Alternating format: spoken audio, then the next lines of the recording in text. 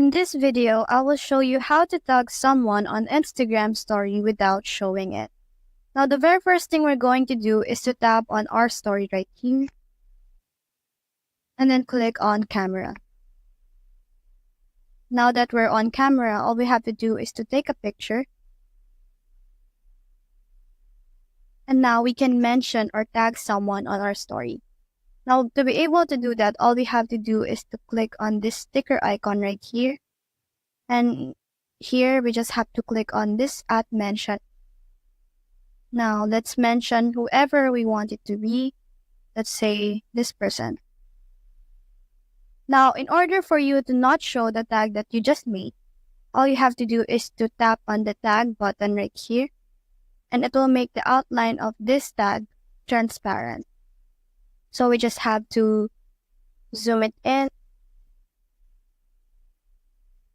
and then put it to the bottom of our post so that no one can see that.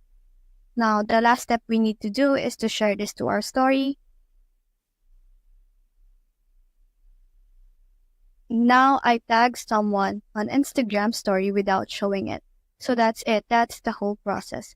If you have found this video helpful, please leave a like below and subscribe because it helps me reach more people. See you soon.